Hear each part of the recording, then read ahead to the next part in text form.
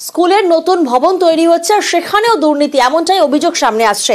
নিম্নমানের সামগ্রী দিয়ে ভবন তৈরির অভিযোগ, ঠিকাদারের বিরুদ্ধে দুর্নীতির অভিযোগ। আর এই নিয়ে যখন প্রতিবাদ করা হয়, সেই প্রতিবাদ করলে হুমকি মেলে, এমনটাই অভিযোগ সামনে আসছে। প্রতিনিধি অনুপম এই মুহূর্তে আমাদের সঙ্গে রয়েছেন। অনুপম, কারা হুমকি দিয়েছে এবং অভিযোগ কাদের বিরুদ্ধে?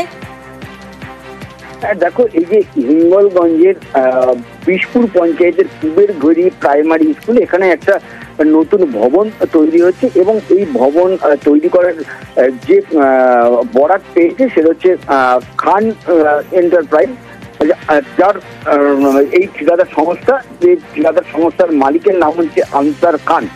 এই ভবনটি যখন তৈরি হয় তখন এলাকার মানুষ দেখতে পায় যে সামগ্রী দিয়ে এই বিল্ডিংটা তৈরি হচ্ছে সেই ইট খুব নিম্নমানের, বালি নিম্নমানের এবং জং ধরা যে লোহার রড সেগুলো পুরো একদম জং ধরা।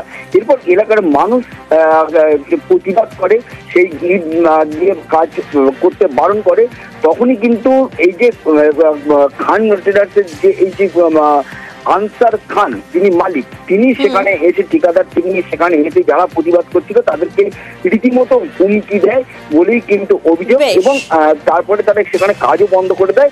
এরপর যদিও খান বিল্ডার্সের, এই খান ট্রেডার্সের যে মালিক আনসার আলী খান, তিনি যেটা বলেছে সবটাই সমস্যার সমাধান হয়ে যাবে, ভালো মাল দিয়েই বিল্ডিং তৈরি করা হবে বলে আশ্বাস দিয়েছে।